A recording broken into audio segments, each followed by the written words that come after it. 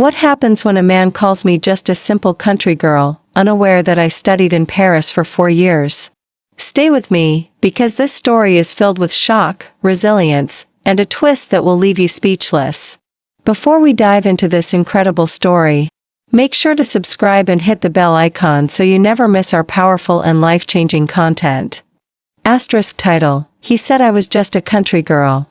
Who wouldn't understand French? But I studied in Paris for 4 years. I grew up in a small town, where people believed simplicity was everything. When I moved to the city for work, I carried that small-town innocence with me. I fell in love with a man who seemed polished, elegant, and worldly. He often teased me gently, calling me his country girl.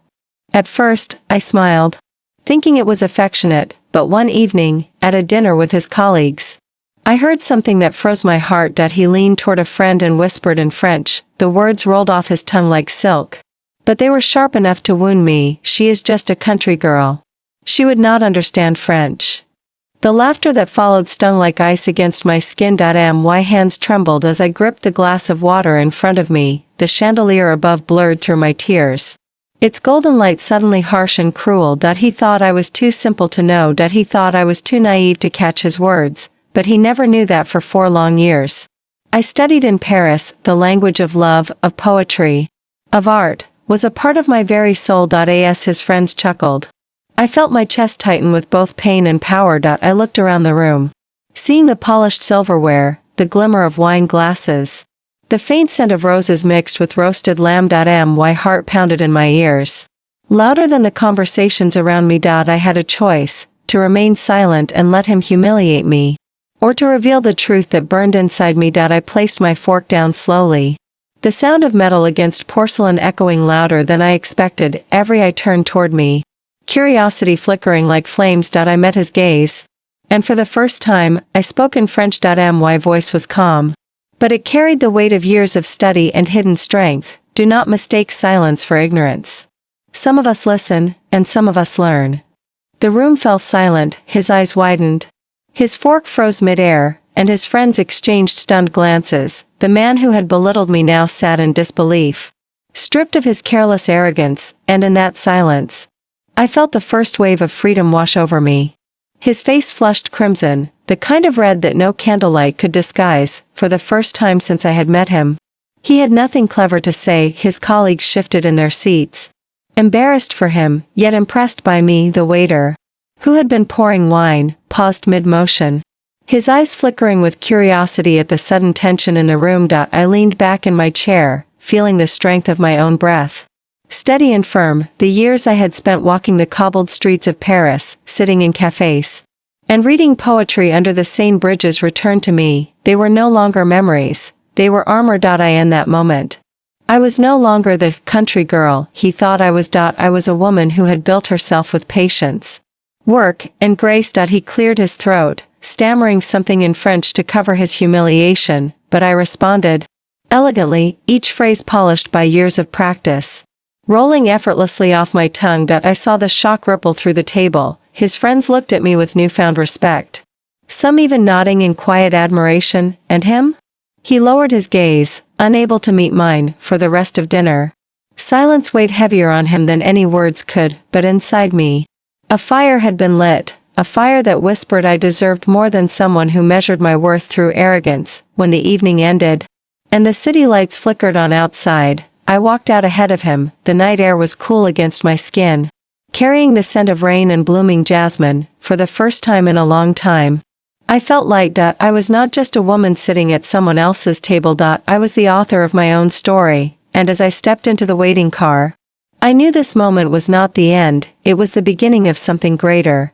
The car door closed gently behind me, and the city unfolded outside the window like a living canvas. Paris had taught me that beauty was not just an art or a language, but in the courage to rise when others doubted you. As the driver wove through the streets, I replayed the scene at dinner in my mind, his arrogance, my response, the silence that followed. For years, I had bent myself to fit into the image he wanted of me, quiet, grateful, small. But that night, under the glitter of chandeliers and the curious eyes of strangers, I had broken free. The truth settled in me like warm light. I I had nothing to prove anymore. When I arrived home, I stood before the mirror. Looking into my own eyes, they reflected not pain, not anger, but strength, the kind of strength that comes from walking through fire and finding your soul still intact. The next morning, the sun streamed through the curtains. Golden and bright. I brewed coffee, humming softly.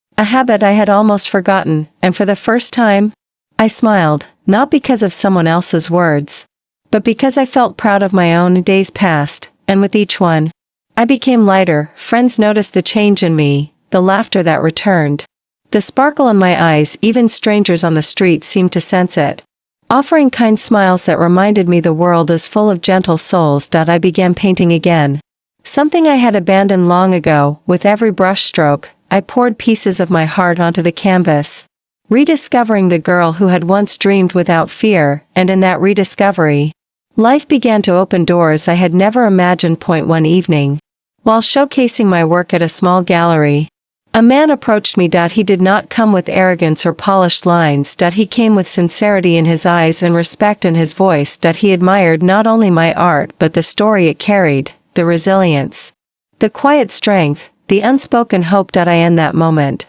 I realized love could exist without cages, love could be kind, love could be free, and perhaps, just perhaps, this was the beginning of a love that truly saw me. He introduced himself simply, without pretense, as though my presence alone deserved respect. We spoke about art, about colors that carried emotions, about how silence between two people could feel like music when it was genuine. His words were not rehearsed. They were real. And real was something I had longed for without knowing it. Over the next weeks, he returned to the gallery, sometimes buying a painting, sometimes just to talk. I noticed the way he listened, not to reply, but to understand. For years, I had lived in the shadow of someone who dismissed my voice. Now, with every conversation, I felt myself stepping into the light. One afternoon, we walked by the river. The water glistened, carrying the reflections of the city. He asked nothing of me except honesty, and I gave it freely. I told him of my past, of the wounds and betrayals, of the night I chose my own dignity over someone else's pride. He did not pity me. He respected me. It was then I understood that love is not about being perfect or impressive. It is about being safe in someone's presence. Each day felt like a quiet rebirth. I painted more, laughed louder, and even the air I breathed seemed lighter. He never rushed me. He simply walked beside me, at my pace, letting me rediscover who I was meant to be, and in that gentle rhythm, affection bloomed, not the kind that burns out quickly, but the kind that grows roots deep into the soul. Seasons shifted, and with them, my heart softened. The gallery that once felt like a refuge became a place of celebration. Each brushstroke told a story not of pain but of resilience. He stood by me in every opening, quietly proud, never overshadowing me, always encouraging. One evening, as the city lights flickered like scattered jewels, he surprised me with a question. Do you believe in second chances, not in love alone, but in life itself? His voice trembled with sincerity. My answer came not from hesitation but from a truth I had grown into. Yes, I whispered. Because life gave me one when I thought I was only a country girl who would never be understood. He smiled. Not at the words, but at the woman who now believed them. It was not a proposal of marriage that followed, but something more profound, a promise to walk side by side, no matter where the path led. We did not need grand declarations. We needed only trust, and in that moment, I realized that love does not demand spectacle. It thrives in the ordinary, when shared with someone who sees your worth without question. Years later, when I looked back, I realized something profound. Being called a country girl who would never understand had once felt like an insult. But in truth, it was a gift. It reminded me to never let anyone else define my worth. Paris taught me skills. Life taught me resilience. And love, real love, taught me forgiveness, patience, and the beauty of second chances. We built a life not on pride, not on arrogance, but on respect.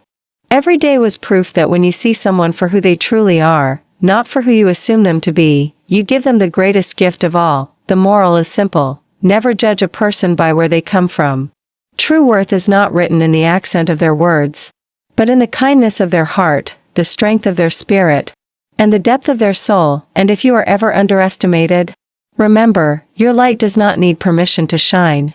Keep learning, keep growing, keep loving. Because the world always makes room for a heart that believes in itself. ***. Thank you for listening to this heartfelt tale. If it touched your heart, share it, leave a comment below, and remind someone, you are never alone.